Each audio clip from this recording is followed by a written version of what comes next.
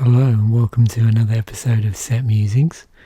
So I hope you enjoyed the one-off special for Crimson Vow, Innistrad Crimson Vow, which I put out at the weekend. What I will be doing with respect to that set is trying to track down a pre-release pack, if that's possible, and maybe try and do something when I get that. If not, I'll just have to track down 6 booster packs, draft booster packs, and crack those open, see what I pull. Anyway, back onto the job in hand. So this is a Set Musings for Scourge. It's the third set from the Apocalypse block, so it's a small set, 143 cards. It's incredible to note that this came out 26th of the 5th 2003, so that's what, less than 18 years ago, around about just under 18 years ago. So yeah, wow. Actually slightly more than that, thinking about it, because this is what, November 2001, so yeah.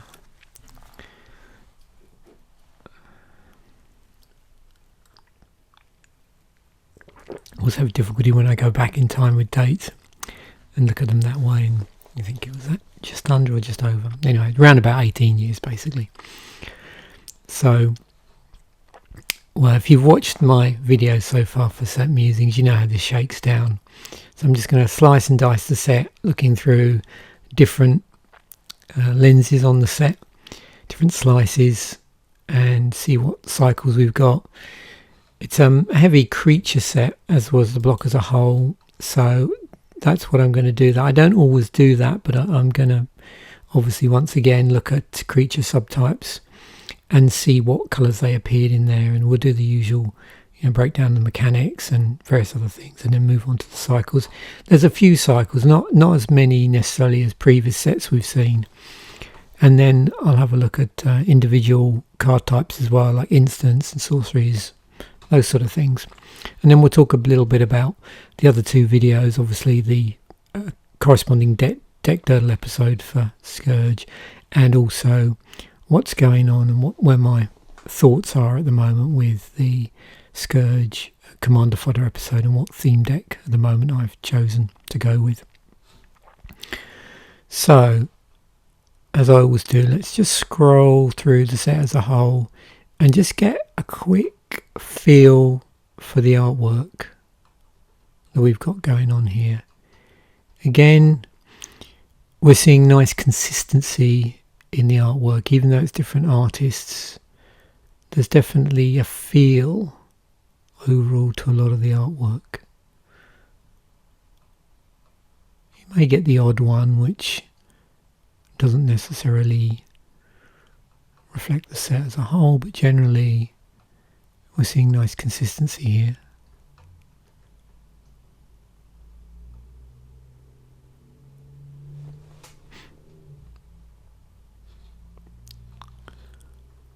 It's a Crozen War Chief. So it has special importance for, I think, the previous Commander Fodder I did, where I was building a beast deck. So I can't remember if I included that or not. We've got some interesting legends we'll talk about. Yeah, a little bit of randomness here on the... we've got this lone non-legendary Cleric Lord. And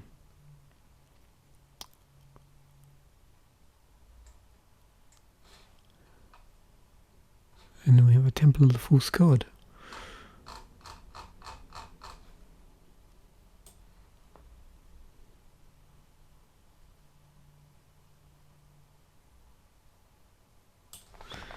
Right, so what to look out for as we're going through. Well, mana values played an important part in this set. So there's a 6 or more matters theme in terms of mana, but Generally, there's quite a few cards that care about casting costs, how much has been spent. But look out for the ones particularly that care about 6 or more mana. We've got some decrees. Dragons are in the set. Creature types, as I mentioned, are a thing. We've got cycling and a specific type of cycling as well within cycling, which is land cycling. So you might see things like plain cycling or swamp cycling or just land cycling. Double strike, which we've seen in the previous sets of the block. Morph and a real big thing. Storm was in this set. And from what I understand, I don't know if Wizards view Storm as a mistake, but it's a very powerful ability and can be wonderfully abused.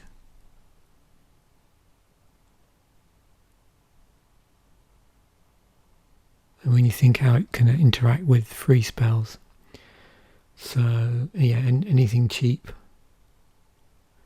It's another history in a period in Magic, and we'll see this again when we start to get into the artifact sets, which isn't far off.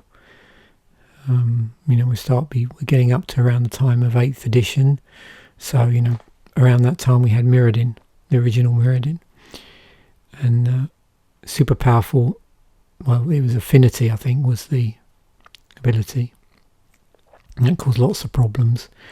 And at this point in Magic's history, just before that, Storm caused lots of problems in competitive play. Because what tends to happen is if you have, a really powerful ability, then everybody just wants to play it. So that presents problems. Anyway, let's move on. So 69 creatures in the set.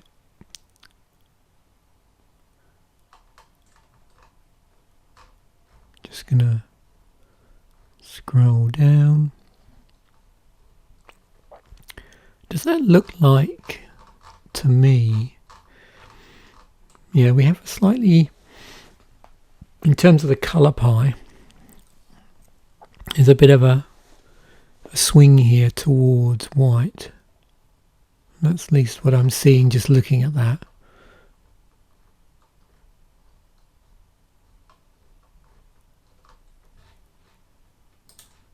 Although, what's at the end here?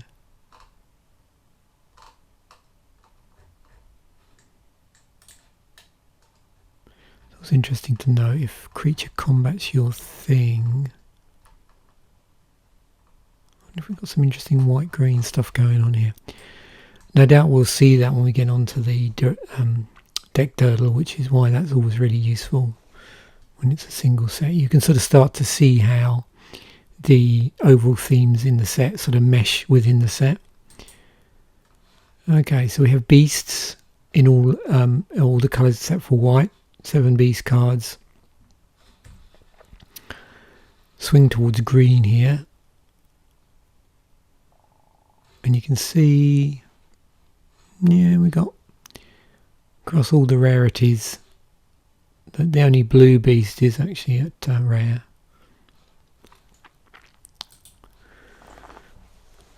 Birds were a thing. Oh, before I forget, so I was mentioning also, so beasts, primary colour, let me go back one here.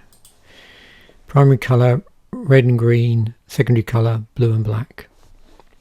And that's a colour stroke tribal theme across the set as a whole, not just particularly this set. We move on to birds. You'll notice some of the birds.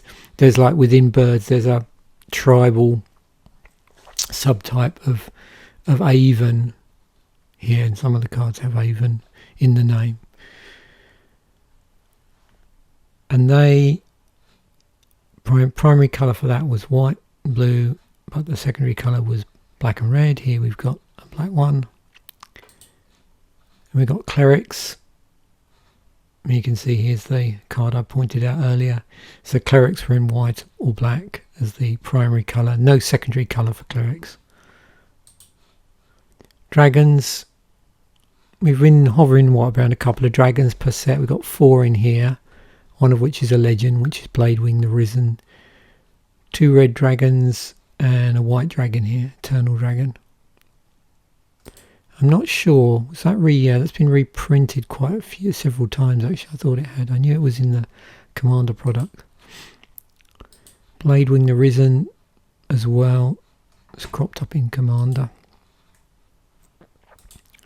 These, looks like all of these get a bit of Commander love except for Dragon Tyrant.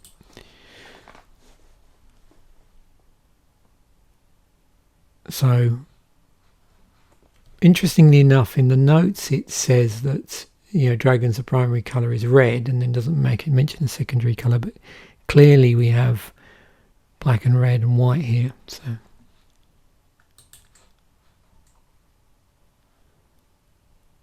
Elves just in green. Looking to see. Remember I mentioned about mana cost 6 being a thing. Goblins primarily in red. Secondary colour was black, although we don't have any goblins in black for this particular set. Illusion. There's just one in blue, and that's the primary colour for illusions. It is also a mist form.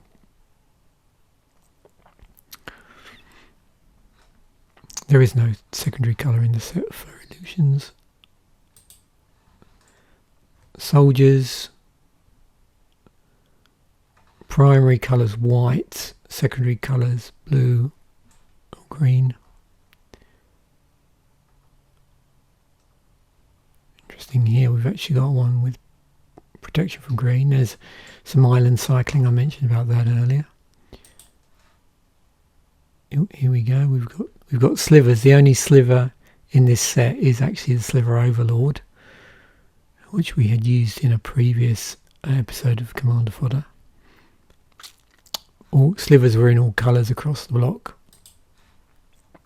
Wizards were a thing, primarily in blue, but the secondary colour was all the other colours of the colour pie. So black, red, green and white. Here in this particular set we've got them in blue primarily, and then black and red. There's a dragon wizard. Zombies. So black and red. Oh, now it makes sense, of course. This, it doesn't say here, but this is a zombie dragon, so hence that colour. So zombies are in black. There's no secondary colour, but as I sort of just pointed out, this is both a zombie and a dragon. So there's black from the zombie tribal and red from the dragon tribal side of things. I wonder if that was the case with. Oops. Oh yeah, it's a dragon spirit, so that makes sense. The spirits are in white, although spirits weren't heavily represented, I don't think, in the set. You could have had a dragon cleric. That would have been an interesting combination.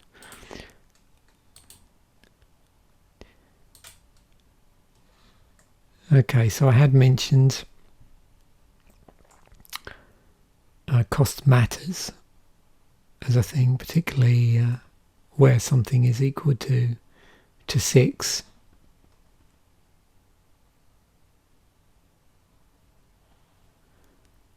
We'll get on to a specific cycle in a moment for this.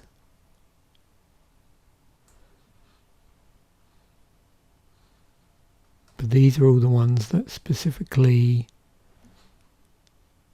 have a cost of 6 or more somewhere in their rules text, or yeah, you can see here 6 or more mana. This one is interesting in that it's you gain 6 life or you prevent the next 6 damage, so there are also 6 turned up elsewhere apart from a mana cost, but most of these are specifically referencing the cost of mana, This is like the odd one out, but I did want to show you this because you sometimes see in that set where they lock into a number and then it's also featured in another card, but for another, you know, another area. In this case it's life and damage. It's not there's no connection to mana cost.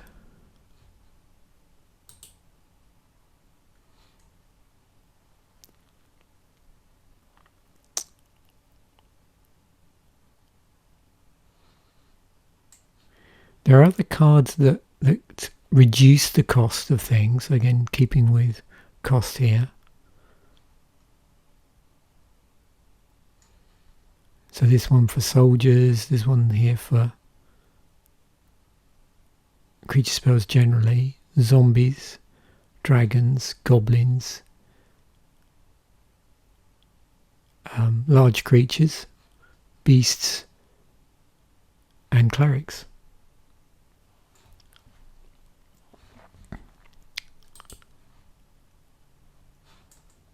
As I've said, cycling was a thing. So a number of cards with cycling on them. But specifically, you can see here's the regular cycling, which we've seen already.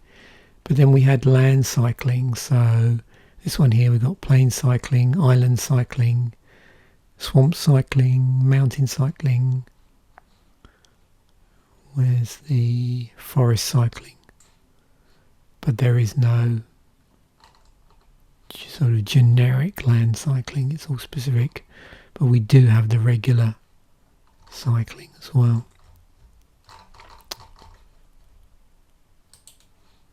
Double strike, it's been a thing across the set, but in this across the block, but in this set it was only on one card, which is Dragon Tyrant. We can see that was only ever printed in Scourge. Morph with a thing, either through morph costs or cards that cared about morph. But there was a few twists here. You can see here, in addition to regular morph costs, so just to recap, that's your casting cost there. When you cast it regularly, it's just like a normal, casting normally, you get the card. But alternatively, what you can do is you can cast it for 3 mana of any colour, and it gives you a 2/2 creature. You play the card face down, and then at any time you can turn it face up for its morph cost, and there's the morph cost. Now, a lot of the cards we've looked at in previous sets, they've always had a regular mana-based casting cost. That one's actually morph of 0. But you can see other ones here, like we've got one here that you sacrifice 2 mountains to morph it.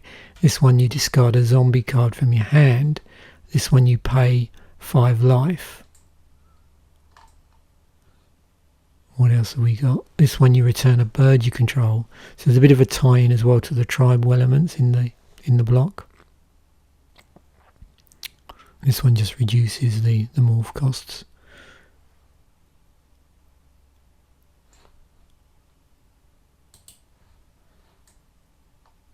Storm. So there's 12 storm cards in the set. 2 in each of the colours except for blue, where there's 4.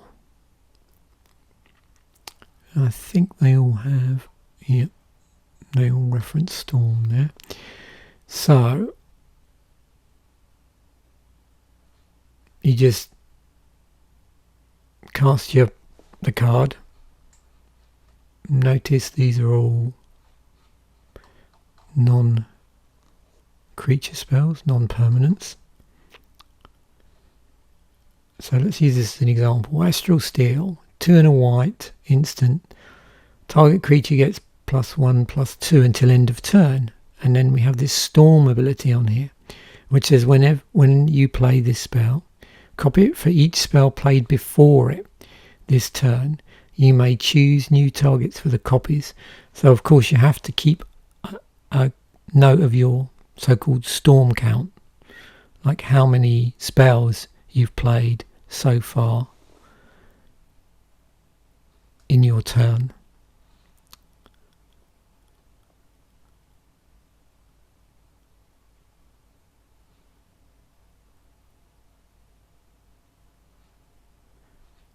And obviously, if it's a targeted ability or targeted spell, it makes specific reference that you can choose new targets for the spell. And that's where the difference is in between the wording of the rules text, is where those cards are targeting specific things, then it'll have an additional verbiage. Where they're not, then there's no need to reference, targeting, because the spell isn't targeted. But you can see how this can get out of control fairly easily, particularly when you break out of the set as well. Everything sort of around it, in standard, in the block, and obviously beyond. If you're looking this at the lens, through the lens of eternal formats.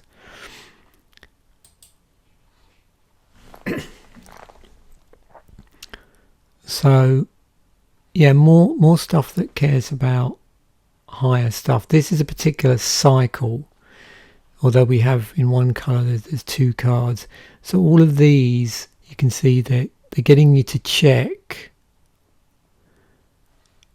to do with highest mana cost. So on this one, reward the faithful. Any number of target players each gains life equal to the highest converted mana cost among permanents you control. Dispersal shield. Counter target spell if its converted mana cost is less than or equal to the highest converted mana cost among permanents you control. So that one's among permanents you control. So you can see what it's doing here. You're doing it's like this conditional element to the spell, which is scalable. So it's a scalable element in here. Cycle of Decrees, one of which is an X spell. Game-changing rare cards, according to the Wiki, MTG Wiki article. And is that supposed to feature? Yeah, it does. I think my understanding is these all feature Corona somewhere in the artwork. You can see like there's a shadow here. There's actually Corona, but look there, and there. I think that's right.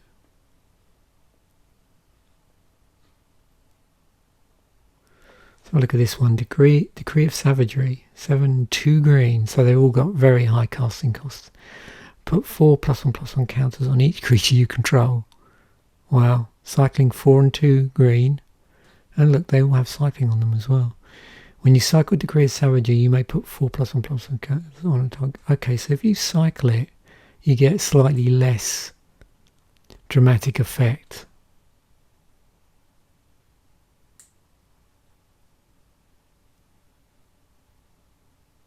Yeah, so this one, Decree of Annihilation, 10 CMC to cast 8 and 2 red. Remove all artifacts, creatures, lands, graveyards, and hands from the game. Cycle it for 5 and 2 red. When you cycle Decree of Annihilation, destroy all lands. You get like a lesser effect. That's a pretty clever use of cycling, actually.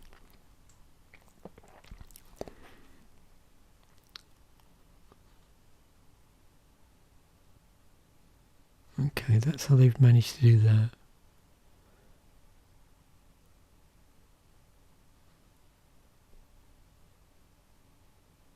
So you could cycle it and not pay the additional cost if you wanted to.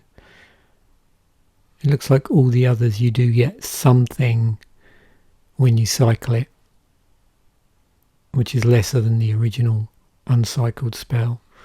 But with the white one, you can just straight cycle it and not elect to do anything.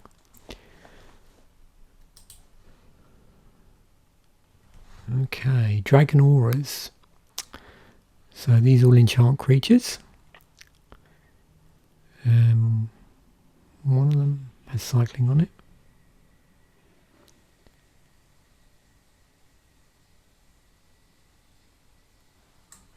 And they're just called Dragon Ores because they all have dragon in the title. Do they all care about? Yeah, they all care about 6 casting cost of converted mana cost of 6 or more. Start with this one. Enchanted creature gets +1/+2 and attacking doesn't cause it to tap, so gives the creature vigilance. When a creature with converted mana cost 6 or more comes into play, you may return Dragon Scales from your graveyard to play, enchanting that creature. Okay. That's any creature across the board.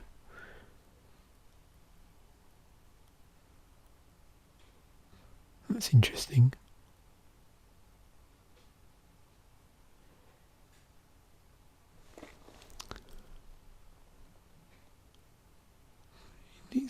These are pretty interesting sort of diplomatic EDH cards. Have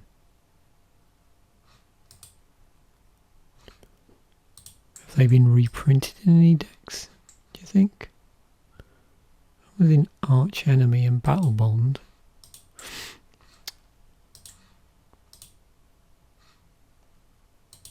Maybe they just,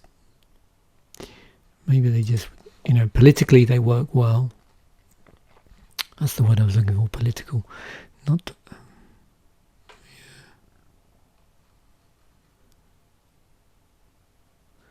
Yeah, so they work well politically, but they probably don't scale well or work necessarily well in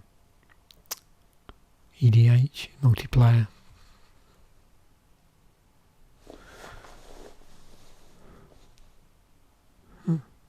Yeah, cool though.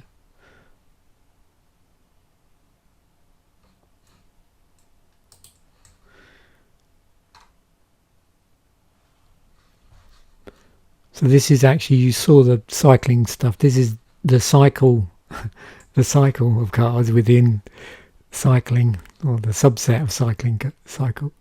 Oh crikey, I'm getting myself muddled up here. So this is a cycle of land cycles within the cycling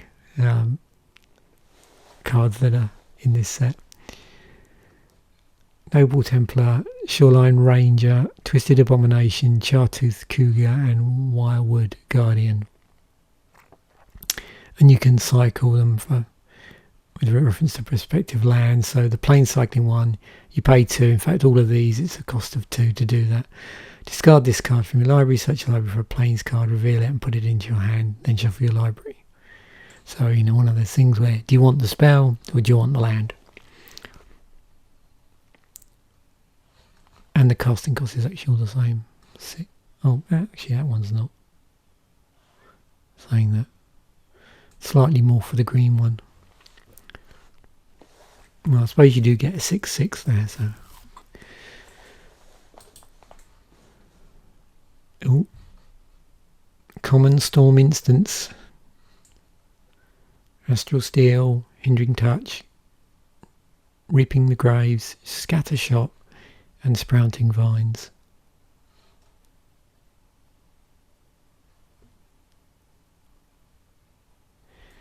The interesting thing to note in the spell, and I haven't done it, is to, when you're looking at sort of Storm, is to sort the set by converted mana cost, because then it gives you an idea of how easy it is to cast spells before you cast this one, and the order. See, within your turn.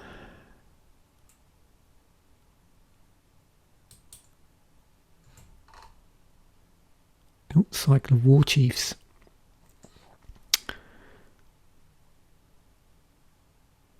So they reduce the cost on a given tribe. So soldier spells for the Daru War Chief, Misform. It just basically says if they share on this one, it's if they share a creature type, because it has Misform has this ability to change the creature type. Undead Warchief zombies, Goblin Warchief goblins, and the Crows and Warchief is beasts. It's also got regenerate on this one, and this is in addition. Some of these, like these three, in addition to reducing the cost of a particular tribe, also have that sort of Lord type effect where, you know, it's imparting some additional ability on those creatures. So +1, +2, zombies +2, +1, and then haste on goblins.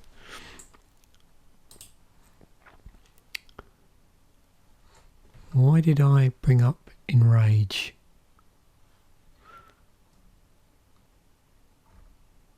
Oh well.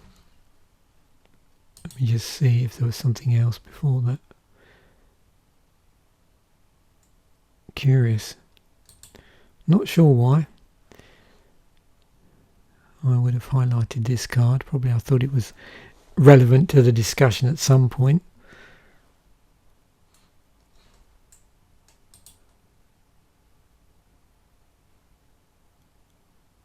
Got Rain of Blades. Oh, I know. That's come back to me. Colour shifting. Something I've not talked about before. This is going to be... I wanted to talk about it now because if you're following the series, it's like a... softens you up ready for some later sets. So colour shifting was a lot... much more widespread in a certain block that we're going to deal, several blocks on from now. So as we get into the modern era, we're going to see a particular block where there were some sets in there that had colour shifted cards. So I thought I'd flag it up now. I'm sure there's been colour shifting before now in Magic, in the sets we've covered. I just didn't really lock into it. So Enrage was a colour shifted version of Howl from Beyond from Alpha. So, yep, it's that. And then Rain of Blades is a colour shifted version of Scorching Winds. So Howl from Beyond, just you know what it was colour shifted from, was in black. It's X and a black. Same effect. That's the whole point. And then Rain of Blades, which was in white, the original Scorching Winds was in red. And that was actually in Portal.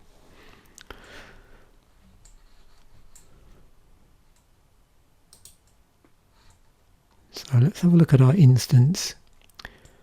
As you know, I just like to look through and see what sort of... specifically on the lookout for removal or things that classically occur in that colour and are useful at instant speed.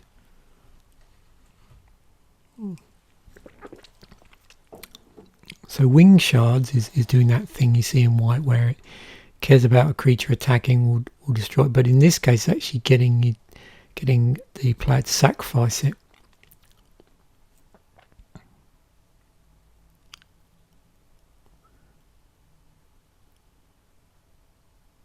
Interesting. Yeah, like I said, that's the colour shifted one.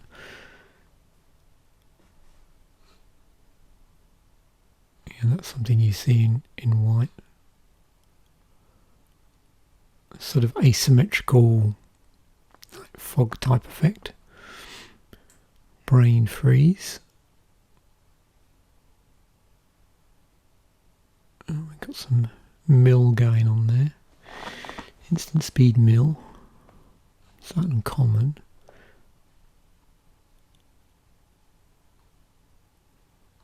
Okay. It's conditional counter spell. That one does activated or targeted abilities.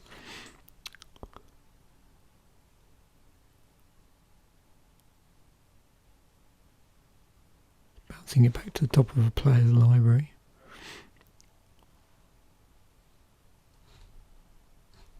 Yep. Oh, of course, Carbonize was in here.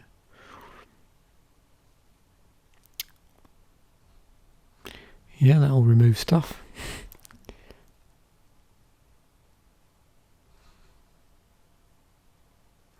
scalable removal.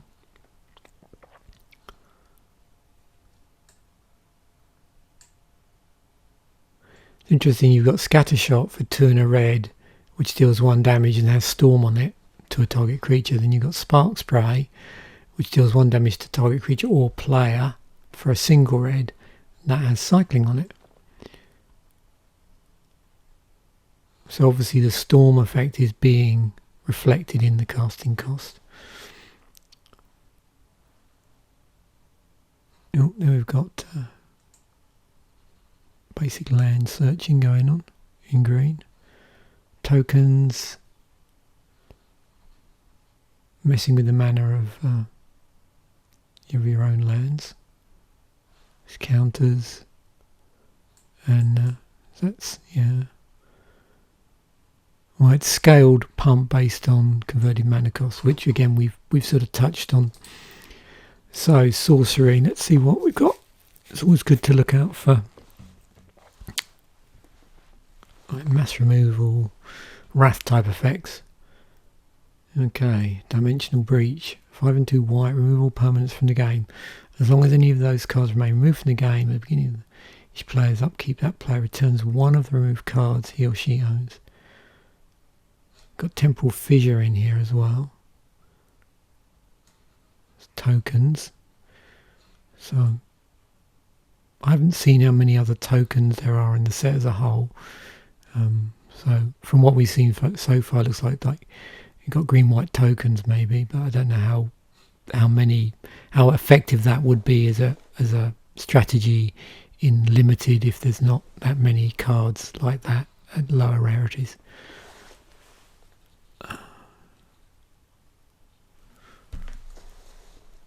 There's our Decree of Pain.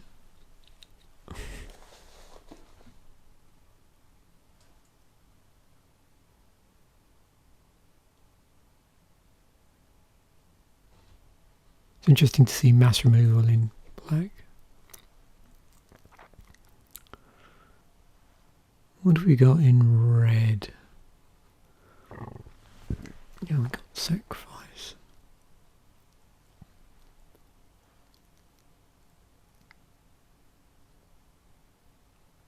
Oh yeah, of course, this Decree of Annihilation. And way of dealing with artifacts and enchantments in green.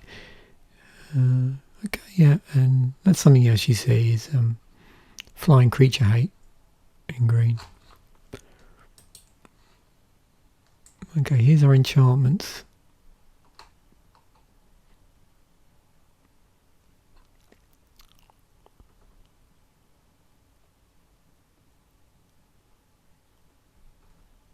Whenever a creature comes into play, destroy it. Okay. Fair enough. Beginning of upkeep, Form of the Dragon deals 5 damage to target creature or player. At the end of each turn, your life total becomes 5. Well, some pretty interesting enchantments here. Both in terms of auras and stuff that just sits on the battlefield and does stuff. Mana pools don't empty at the end of phases or turns. This effect stops mana burn. Oh yeah, because of course mana burn would still been a thing back in those days. This is interesting. You sometimes get these crop up, these blue cards which have like multiple activated abilities on them. You often see this on creatures, but this is a creature enchantment.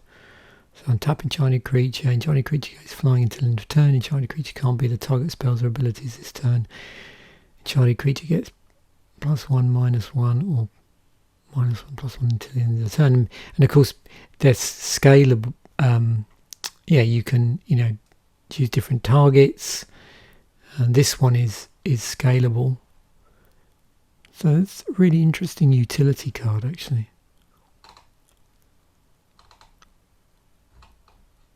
Has that been reprinted many times now? I suppose commonly because you see this just stapled to a creature. So, but it's interesting flexibility when you have it as an enchantment, because then you can impart any creature with that those set of abilities if you're playing in other colours.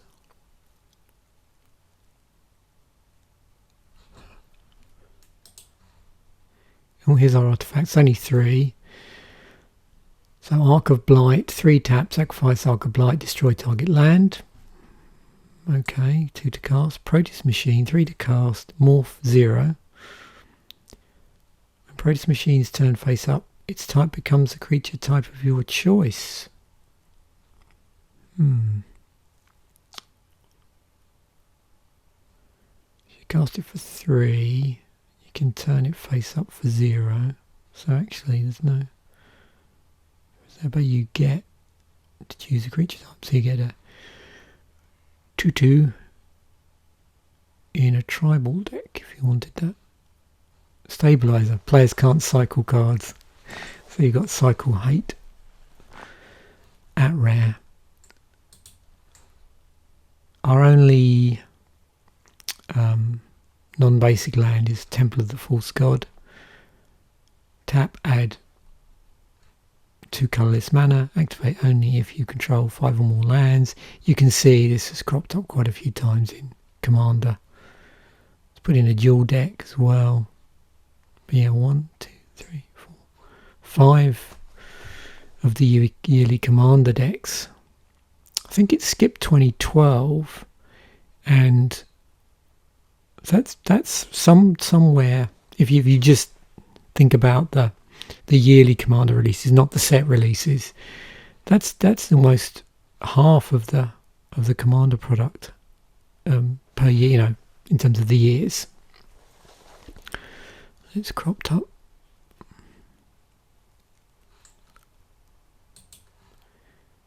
Legendaries. So we got Bladewing the Risen. Bladewing the Risen. 3/2 black, 2 red. Creature, dragon, legend. 4/4 with flying. When it rises, when it comes into play, you return target dragon card from your graveyard to play. Black, red, all dragons get +1/+1 until end of turn. Crown of False God. Wooburg, haste, so 5/5.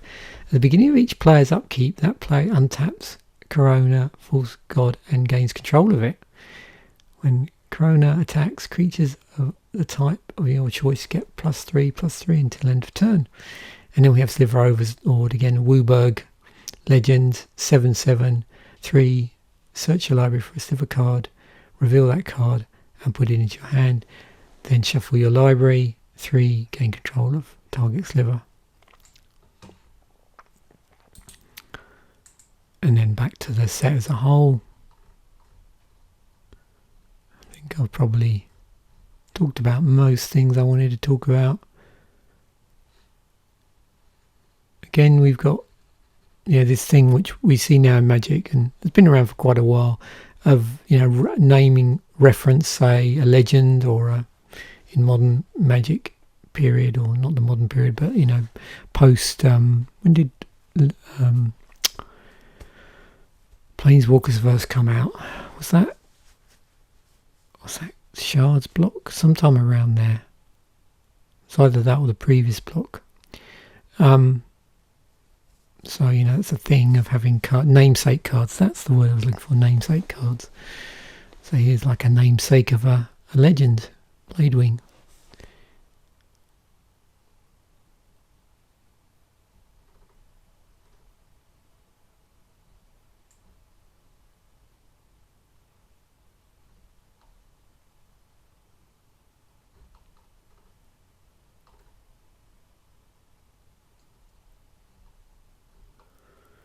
I just love looking at this period of artwork.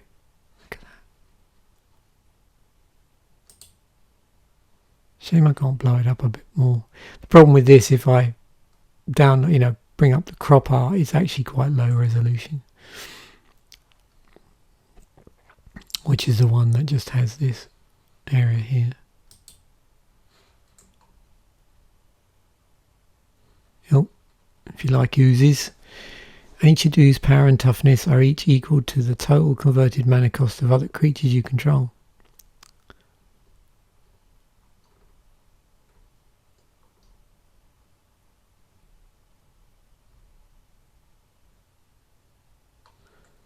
And this is interesting. I mean,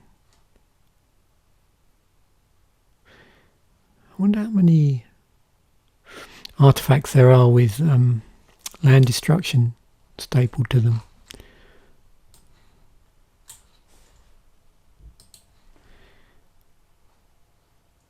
Okay, so now on to prices. So most expensive card in the set currently is Sliver Overlord. Generally you'll find that the Sliver Legends are on the expensive side. 38.91. It's been, this also cropped up in that premium decks, the all foil ones. So there was a Sliver deck, and I don't know if I've told this story, but the weird thing is, the time these came out, they didn't sell particularly well for some reason. I think the only one that sold really well was the graveyard theme one, because people wanted it for I knew people locally that were buying multiple copies to get hold of some of the graveyard shenanigans cards in there, so they could have like 4 ofs. But the Slivers one, I remember, didn't sell particularly well, and I think I picked it up pretty cheap at the time. But a lot of the cards in it now are obviously super popular with within EDH, people blinging their decks up for their Sliver EDH deck. There's also in the Secret Lair drop as well. Undead War Chief was in the Time Spiral Time Shifted card. It's been in Plane Chase. It's $18. Stifle. We'll probably see a fall off in prices here. It's been reprinted a few times. I don't know what that is. Does anybody know what is that? That's not one of those arena only cards, is it? Can you, anybody in the comment section, just can you clarify that? I'm being lazy here. I could probably look it up. I don't see like a ticks value for it, which you would normally see if it was on MTGO. So this, this looks like this is probably, I would guess this is from Arena. Decree of Silence, 11, but we've got there already. Premium Zora, interestingly enough, $9. And then we move into Lethal Vapors. So now look through the lens from EDH, Temple of the False God, yeah. Carrion Feeder, sure. Let's see how many times that turns up in on EDH Rec in people's decks. 14% of the decks on here. 102,551 decks. Yeah, no surprise there really. Carrion Feeder, got some green stuff.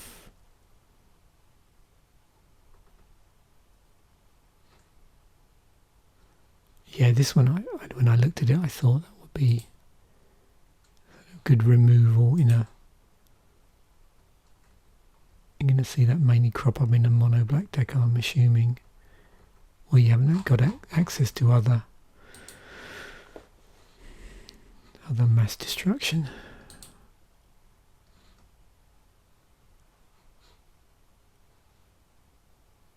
It is interesting to see that though, because you've got creature destruction and card draw in black.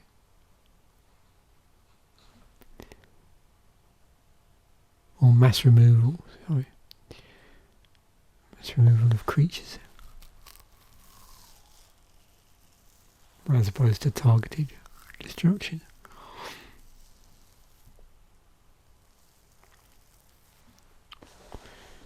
Yeah, I also expect to see several of the tribal type spells bubbling to the surface. So there's the zombie one, there's the goblin one. There's a storm deck there in blue.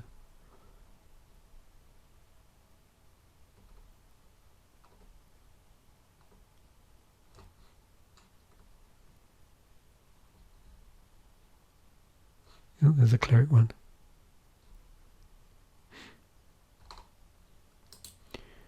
Who would be considered to be an interesting commander? Cleric commander then.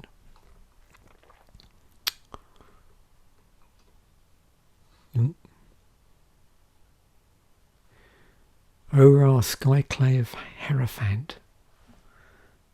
Okay. Yeah, and of course, only.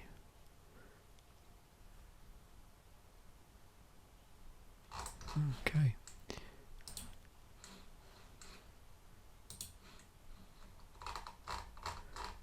Well, that was very pleasant, I must admit. There's lots of really interesting cards there cropping up as we went through here. I was completely unaware of. So in terms of what's coming up, we'll just do a bit of a spoiler. So what have we got? So here's the Deck Durdle card pool. I've just organised this for the moment. Obviously we're back to, with this set, we've got the full complement of, different spell types. But I just wanted to organise it before I started so you can see what rares we've got. Then in terms of the cannon fodder, the commander fodder episode, we have a number of theme decks. I'll go through this in the commander fodder episode, what the decks are, but again, just as a spoiler, a Goblin Mob is the deck that I've chosen, and so this is with it commanderized, if you like, ready to go, or sort of seeded, ready for using the algorithm in here. And we got Krenko, Mob Boss, and there's a few other things I wanted to add in as well before we do that. So yeah, some interesting things to look forward to this week. Thanks once again for watching. Bye for now.